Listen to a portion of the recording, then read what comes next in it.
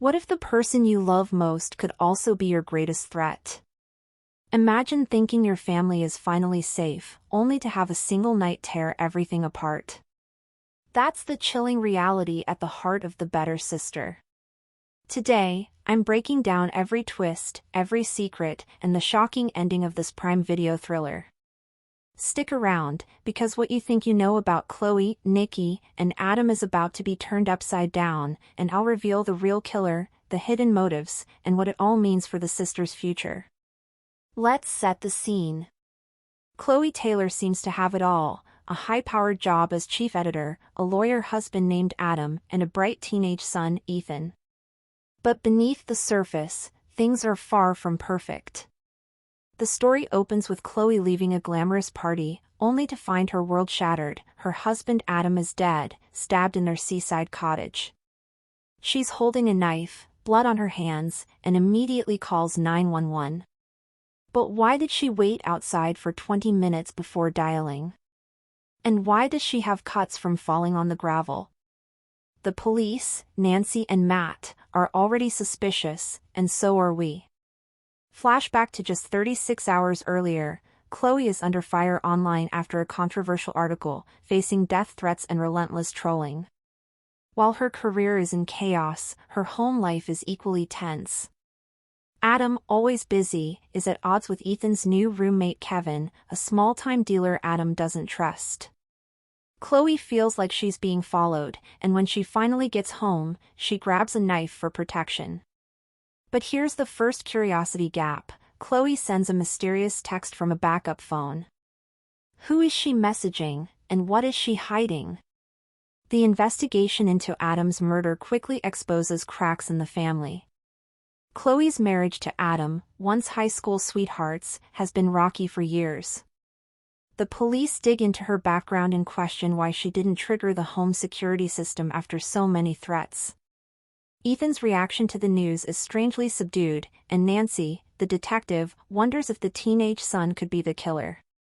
Meanwhile, Chloe's friend Catherine urges her to control the narrative before the media turns on her. But then Catherine, alone, mutters, "Good riddance." Is she really a friend, or does she have her own secrets? The plot thickens when we learn that Ethan's biological mother is Nicole, Nicky, Chloe's estranged sister. Nicky is struggling to stay clean and make ends meet, while Chloe has raised Ethan as her own. In a tense flashback, we see Nicky's chaotic past: a birthday party ruined, Ethan terrified of his biological mom, and Adam trying to keep the peace. Now, Nicky shows up at Chloe's New York apartment, claiming to be 5 years sober and wanting to reconnect with Ethan. But her behavior is erratic. She wears Adam's cologne, rummages through his things, and quickly becomes possessive of Ethan. The sisters clash, Nicky accusing Chloe of being a control freak, and Chloe desperate to keep her family together. As the investigation continues, the police find Ethan's DNA under Adam's fingernails and discover cuts on Ethan's forearm. Kevin, pressured by detectives, admits he left Ethan near the beach house that night. Chloe, meanwhile, disposes of her burner phone at the beach, another clue that she's hiding something. At the end of episode 1, Nicky stands outside, watching Chloe, as the tension between the sisters escalates. Episode 2 dives deeper into the sisters' troubled past, revealing a childhood shaped by trauma and a violent father. The present-day investigation casts suspicion on everyone: Adam's colleague Jake, Ethan, and even Chloe herself. Flashbacks show Adam's growing concerns about Nicky's instability and hint at long-buried family secrets. The episode ends with a bombshell: Ethan is arrested for Adam's murder, leaving Chloe reeling and Nicky devastated. Episode 3 ramps up the suspense. We see Ethan's past gun incident at school and the media frenzy after Adam's death. Catherine, ever the strategist, suggests Chloe use her grief to protect her career, while Nicky is laser-focused on clearing Ethan's name. The investigation uncovers more evidence: Ethan's blood at the crime scene, suspicious calls to Jake on the night of the murder, and a bloody knife belonging to the sister's father. Nicky secretly deletes an apologetic message from Ethan's burner phone, and flashbacks reveal the sisters' history of violence and betrayal. The episode ends with Ethan's bail denied and the sisters heading to the beach house, a car ominously following Chloe, hinting at more danger to come. Now, let's talk about the killer, because this is where everything changes. In a shocking twist, it's revealed that Nicky, Adam's ex-wife and Chloe's sister, is the one who killed Adam. Here's how it went down. Nicky gave Ethan a secret flip phone to stay in touch, and as Ethan opened up to her, he confessed to witnessing Adam violently abuse Chloe. Fearing for her sister's safety and knowing Adam's dark side, Nicky confronted him. The confrontation turned violent. Adam tried to attack her, and Nicky stabbed him in what she claims was self-defense. She then fled back to Cleveland, pretending she knew nothing about the murder. But the secrets don't stop there. Chloe discovers that Adam had lied about Nicky's drinking and had even drugged her to make her look unfit as a mother, nearly costing Ethan his life. This revelation finally brings the sisters together. Chloe, for the first time, feels genuine sympathy for Nicky and decides to protect her, rather than turn her in. Together, they devise a plan to shift suspicion away from themselves and Ethan. Enter Bill Braddock, Adam's shady boss with ties to the Gentry Group.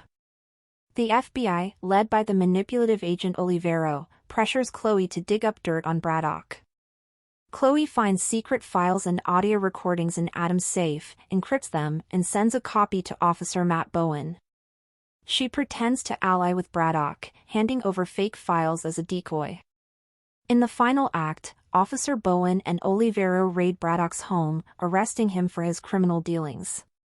The public believes Adam's murder was tied to Braddock's shady business, taking the heat off Chloe, Nicky, and Ethan. But there's one last twist. Nicky, ever resourceful, hires a private investigator to dig up dirt on Detective Nancy Guidry, who's been relentlessly pursuing the case. The PI uncovers a scandal in Guidry's past, evidence of racial profiling and misconduct. Nicky hands the file to Catherine, who publishes an exposé that destroys Guidry's reputation and gets her suspended, just as she's closing in on Nicky as the killer. With the detective out of the way, the sisters' plan is almost complete. Yet, even as the immediate threats fade, new tensions arise. Nicky worries that Chloe's demanding career and plans to write a memoir about their sisterhood could drive Ethan away. In a heartfelt conversation, Nicky gives Chloe an ultimatum: be loyal, or risk losing her sister and nephew forever. Chloe reassures Nicky that family comes first, and in a rare moment of honesty, admits how much she's missed her. The sisters watch the news together as Braddock's arrest is broadcast live, realizing that, for now, their secret is safe. The series ends with Chloe and Nicky sharing a quiet moment on the beach, reflecting on their strength and the bond they've rebuilt. After years of conflict and betrayal, they finally embrace the idea of healing together, united by the secrets they've kept and the family they've fought to protect. So, after all those twists and betrayals, what do you think? Did the ending surprise you? Do you think Chloe and Nicky can really move on, or is another storm brewing just out of sight? Drop your theories in the comments. I want to know what you think about the sisters' future and who you trusted most. If you enjoyed this deep dive, hit that like button, subscribe for more breakdowns and recaps, and don't forget to check out our playlist for more must-watch thrillers. Thanks for watching, and I'll see you in the next one.